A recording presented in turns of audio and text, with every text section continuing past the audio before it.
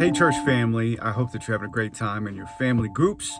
And I am sitting here all by myself in my Dodge Ram pickup truck that I've named Ramuel L. Jackson. And I'm sitting here for two reasons: because it's relatively quiet in here versus outside. And also, I had an interesting experience in my Dodge Ram truck yesterday on my way back from the doctor's office, which I'm good to go. This is my normal checkup. And I'm heading back, and I had stopped to get a coffee at Starbucks, believe it or not. And my wife calls me, and she says that, hey, I passed a lady, and she had a flat tire on her way out. She was running errands, my wife was, and she saw this lady sort of off on this side street, not really in her line of sight, but just happened to catch a glimpse. And this is what my wife says to me: Chris, she's wearing white pants.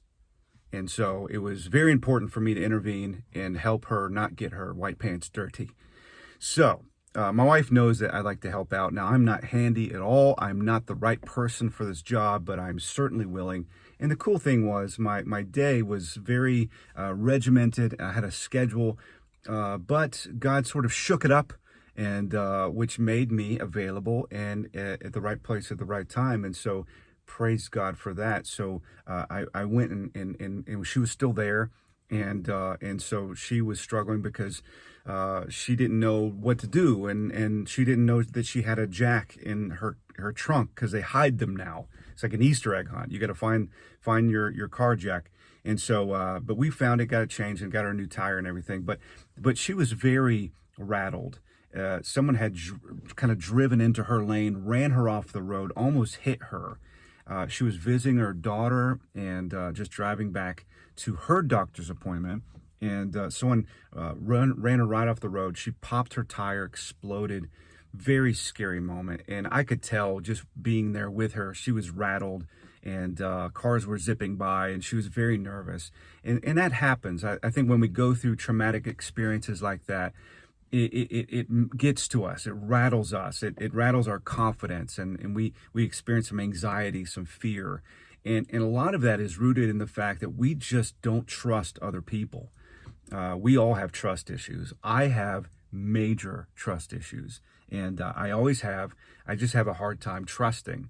And so imagine trusting people that you can see and hold accountable is hard enough. Imagine trusting a God you can't see and you can't hold accountable. And so faith and trust are really the same thing, and it's not easy at all, especially when we have trust issues. Now, there is a great definition in the Bible of faith. Even though faith is sort of this nebulous concept, it's hard to understand and define, but Hebrews 11 says that faith is the substance of things hoped for, and it's the evidence of things unseen. And so the word hope there is not wishful thinking. It is the word is elpis, is the original word, and it means a confident expectation of good. So faith is the substance of a confident expectation of good. We are confident that God's going to work things out for our good. Even though they don't look good now, God's going to work it out. And so that's what faith is. It's walking out in that confidence. It's actualizing and living in that confidence. And so that's what faith truly is. So back to the story. It was a traumatic event for this lady, and she was sweet as she could be, but had a bad day.